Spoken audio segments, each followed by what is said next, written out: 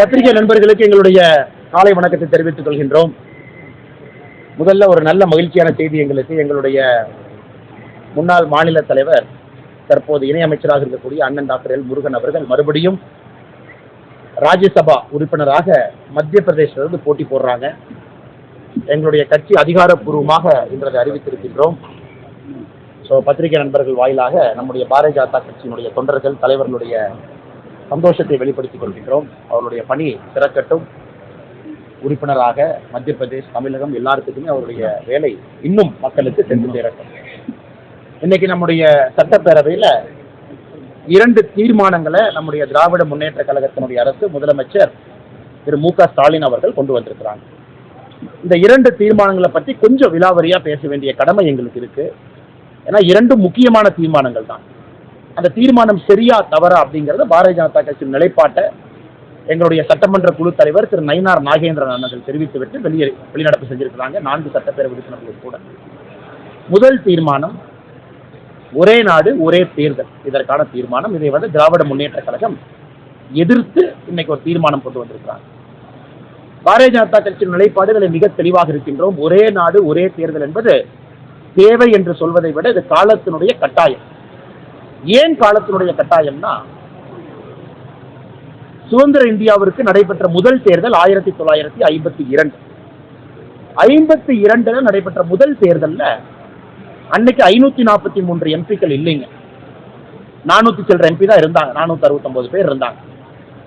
52 இரண்டாவது தேர்தல் அன்னைக்கு கொஞ்சம் அதிகப்படுத்தினாங்க. 62 மூன்றாவது தேர்தல் அன்னைக்கு அதிகப்படுத்துறாங்க 494. படிப்படியாக அதை அதிகப்படுத்தி 1970 காலகட்டத்தில் 543, இன்னைக்கு இருக்கக்கூடிய நம்பர் 543 வந்தோம். ஏன்னா ஒரு 10 ஆண்டுகளுக்கு ஒரு முறை நடக்கக்கூடிய நம்முடைய சென்சஸ், மக்கள் தொகை அடிப்படையில் பாராளுமன்றம், சட்டமன்றத்தினுடைய உறுப்பினருடைய எண்ணிக்கையை 1976 வரை உயர்த்திக்கிட்டே வந்தோம். 76ல பாராளுமன்றத்தில் இதற்கு ஒரு தற்காலிகமாக ஒரு ஃப்ரீஸ் கொண்டு வந்தாங்க. குறிப்பாக 543 இருக்கணும் அப்படிங்கிற கொண்டு வரப்பட்ட ஃப்ரீஸ்.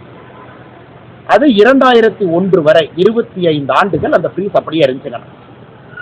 91வது அமெண்ட்மெண்ட் 2001ல வாஜ்பேயி ஐயா மறுபடியும் 25 ஆண்டுகள் கொண்டு போனாங்க.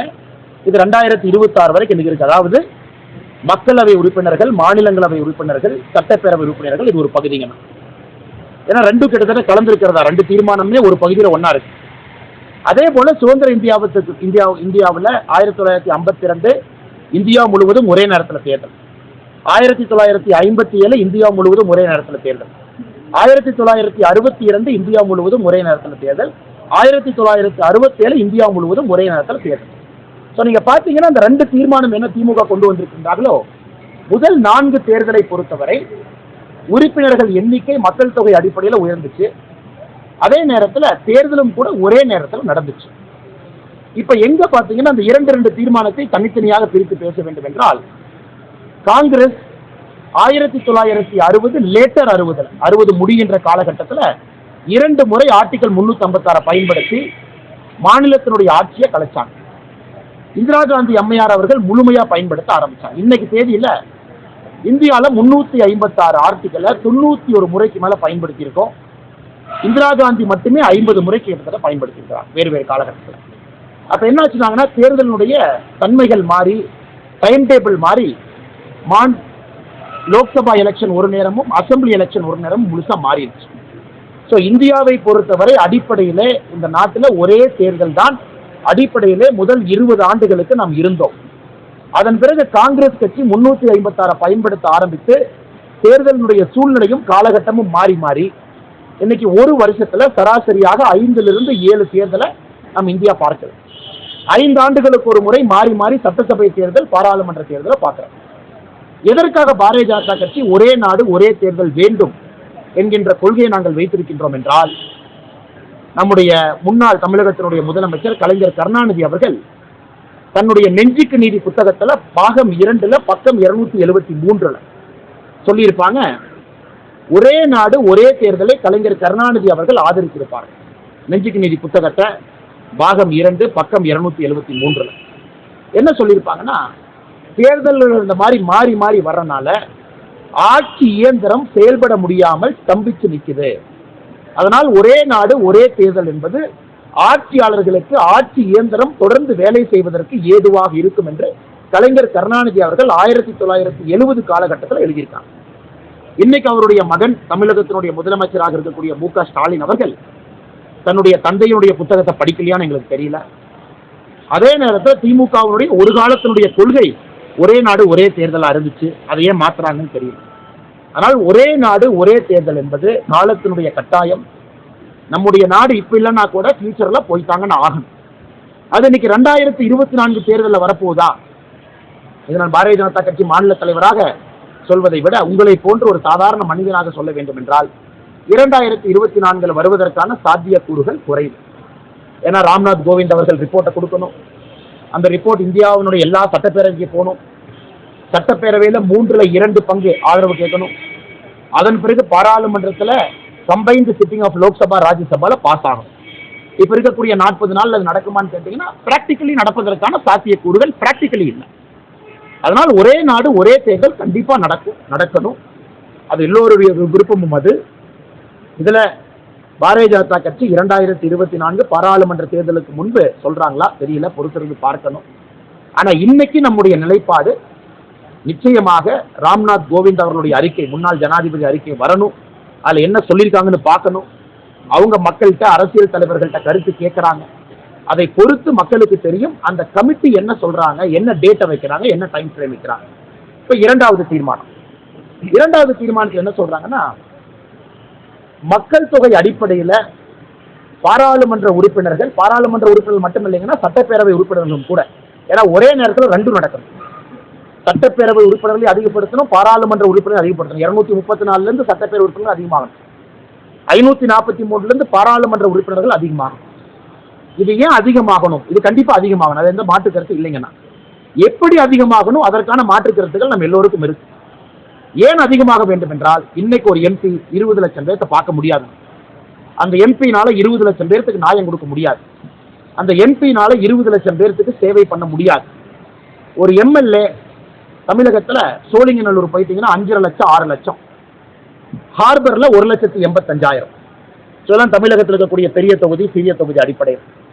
ஒரு எம்எல்ஏ இன்னைக்கு 1,85,000 1,90,000 இருந்து சில தொகுதிகள் 2 லட்சம் இருக்கு.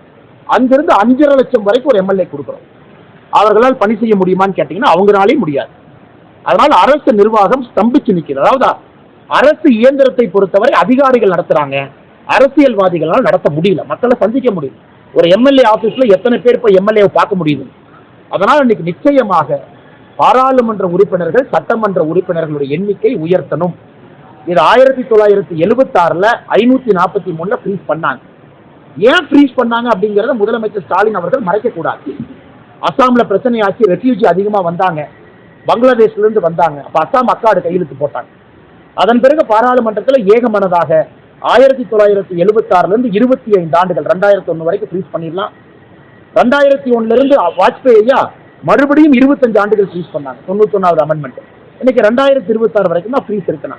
ஸோ எப்படி இருந்தாலும் 2026க்கு பிறகு இந்த ஆண்டுக்கான சென்சஸ், இந்த டிகேட் 2021க்கான சென்சஸ் நடத்தி முடித்த சென்சஸ் நடத்த போற சென்சஸை வச்சு 33% இடஒதுக்கீடு கொடுக்கணும். அந்த 33% இடஒதுக்கீடும் சென்சஸ் அடிப்படையில், அதுக்கு சென்சஸ் வேணும், மக்கள் தொகை கணக்கெடுப்பு. 543 உயர்த்தணும், அதுக்கு சென்சஸ் வேணும். 234 சட்டப்பேரவை உறுப்பினர்கள் உயர்த்தணும், அதுக்கு சென்சஸ் வேணும். அதனால் ஏதோ முதலமைச்சர் அவர்கள் எடுத்தங்கவுத்தன்னு ஒரு 10 வரியில அதை எழுதி கொண்டு வந்து சட்டப்பேரவையில் கொடுத்து இதற்கு நீங்க ஆதரவு கொடுங்க, எதிர்ப்பு தெரிவிங்கன்னு கேட்பது என்னை பொறுத்தவரை அடிப்படையிலே ஒரு திங்கிங் இல்லாம, யோசனை இல்லாம கொண்டு வந்திருப்பதாக நான் பார்க்கிறேன். இதெல்லாமே இன்டர் கனெக்டட் தான். 33% இடஒதுக்கீடும் சட்டப்பேரவை உறுப்பினர்கள் எண்ணிக்கையும் பாராளுமன்றத்தினுடைய உறுப்பினர் எண்ணிக்கையும் ஒரே நேரத்தில் ஒன்னா தான் வரும். அப்படி ஒன்னா வந்தால் மட்டும்தான் 33% இடஒதுக்கீடு உங்களால அமல்படுத்த முடியும்.